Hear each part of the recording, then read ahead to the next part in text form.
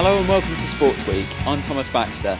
Coming up on today's show, Basingstoke Town take on Boreham Wood in the Conference South.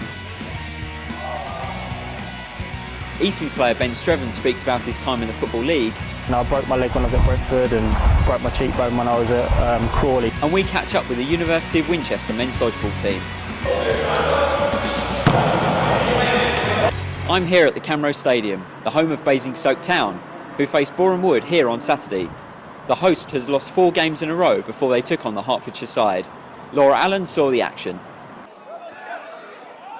Following his side's heavy defeat against Havant and Waterlooville last week, Jason Bristow called his team's performance unacceptable. With those words ringing in their ears, Basingstoke came out the brightest, with captain Wes Daly leading the game. His effort on goal was shortly followed by a yellow card after he fouled Sam Cox.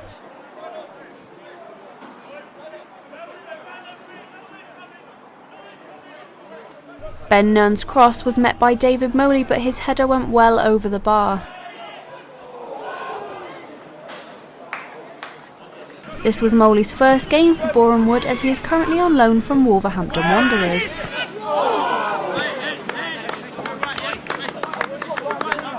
As both teams were looking to gain a foothold in the game, Boreham Wood's Sam Cox was another player to waste an opportunity.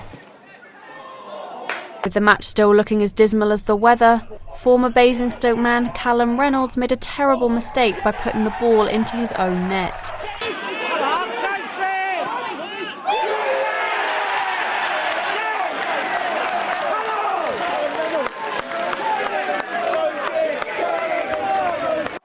Towards the end of the game, Ben Nunn had a chance to gain an equaliser, but he skied his free kick.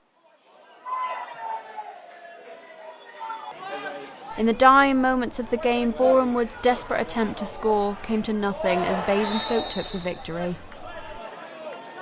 They deserve 3 points, and it just goes to show, we've worked hard in the week and they've got their rewards, and we now need to build from this result. I think performance, we've played a lot better this season. The work rate was good, and that was the response we needed from last week.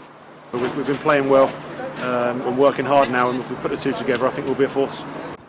Eastleigh player Ben Strevens has had a fruitful career in the Football League and Football Conference. Tate Slyfield went to the Silver Lake Stadium to speak to the striker. Here I am at the Silver Lake Stadium, home to league leaders Eastleigh FC. New Eastleigh striker Ben Strevens has had a successful footballing career, playing for the likes of Dagenham and Redbridge, Gillingham and Wycombe Wanderers. Strevens' determination to be a professional started young.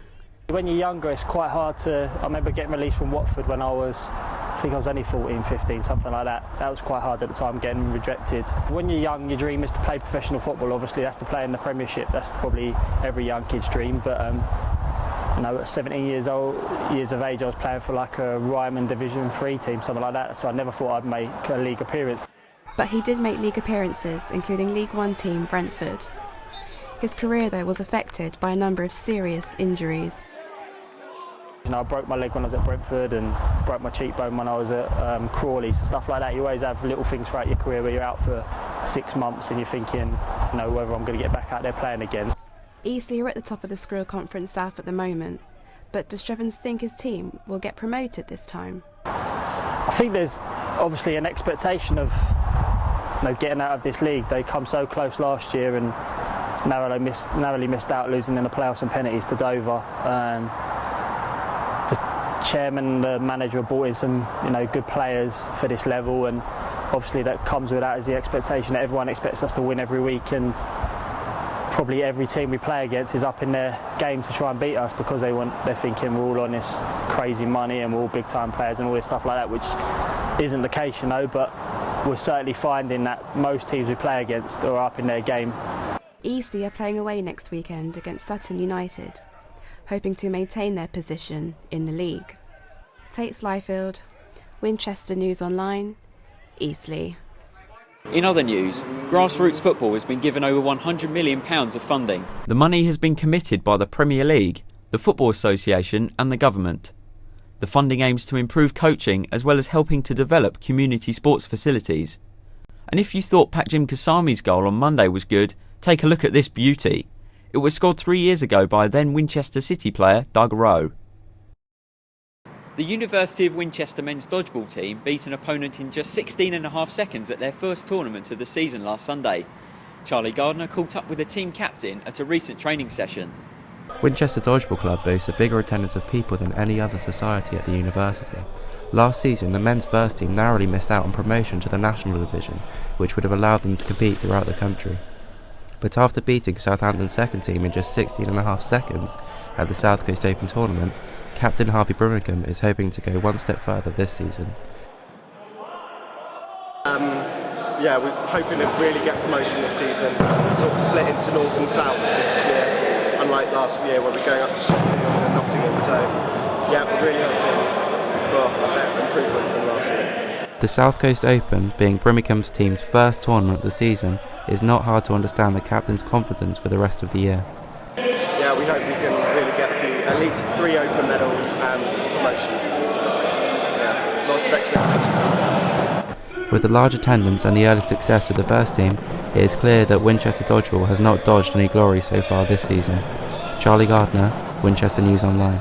That's all from this week's Sportsweek, but for more award-winning news and sport, go to winol.co.uk. Goodbye.